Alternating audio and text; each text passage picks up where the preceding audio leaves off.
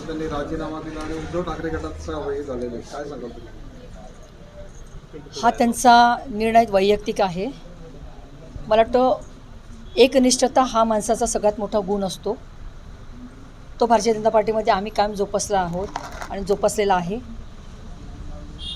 जोपर्यंत जीवाजीव आहे तोपर्यंत आम्ही भारतीय जनता पार्टीशी एकनिष्ठ आहोत आणि तो गुण सगळ्यांनी जोपासावा अशी अपेक्षा असते. आणि हा जो निर्णय आहे तो त्यांचा वैयक्तिक निर्णय, तो प्रत्येकाला व्यक्ती स्वातंत्र्य आहे, त्याप्रमाणे त्यांनी निर्णय घेतला असेल. पक्षामध्ये त्यांना आत्मसन्मान दुखावला गेल्याचं त्यांनी म्हटलंय. चांगलं काम करून सुद्धा डावलण्यात आल्याचा आरोप त्यांनी केला आहे आणि म्हणून शेवटी आपल्याला जावं लागल्याचं म्हटलं. मला वाटतं भारतीय जनता पार्टी जसं मलाही कधी कमी केलेलं नाही तसं त्यांनाही काही कमी केलेलं नाही. ते आमदार होते, खासदार होते, त्यामुळे सन्मानच त्यांचा त्या क्षणी झालेला आहे आणि केलेला आहे. तर मला असं वाटतं असं काही असेल असं काही कारण नाही. मागच्या काळामध्ये आपलं तिकीट कापलं गेलं होतं, मात्र आपण पक्षनिष्ठेने काम केलं आहे. उमेश पाटील यांनी घाई केली का जाण्याची तिकडे?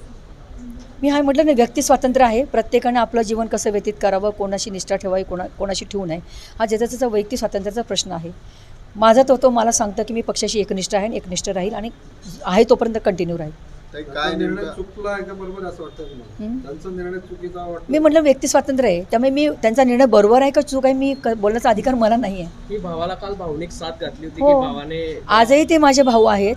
मला आजही असं वाटतंय की ते शरीराने तिकडे गेलेले असेल तर ते मनाने इथे जुळलेले आहेत. कारण जो भारतीय जनता पार्टीच्या मुशीत तयार झालेला माणूस असतो तो मनाने इतक्या लवकर दूर जाऊ शकत नाही. ते शरीराने जर तिथे गेलेले आहेत. असे किती उदाहरणं सांगू तुम्हाला मी की लोक पार्टी सोडून गेल्यानंतर परत ते इकडे आलेले आहेत. असे खूप उदाहरणं आहेत. साथ देतील असं वाटतंय तुम्हाला? शरीराने तिकडे आहे, मनाने नक्की ती इथं जुळलेलं असेल असा आजही मला विश्वास आहे. एक मोठं आव्हान असणार आहे भावाचं, आपल्याला भावाचं एक मोठं आव्हान असणार आहे आता. काही हरकत नाही आहे. युद्धभूमी आहे, युद्धावर लढण्याचं काम असं प्रत्येकजण आपल्या पद्धतीने युद्ध लढत असतं. त्या पद्धतीने आम्ही हे युद्ध लढू. करण पवार हे उमेदवार संभाव्य उमेदवार असतील महाविकास आघाडीकडून, कसं वाटतं काय असेल जळगाव लोकसभेचं चित्र, कशी लढत असेल?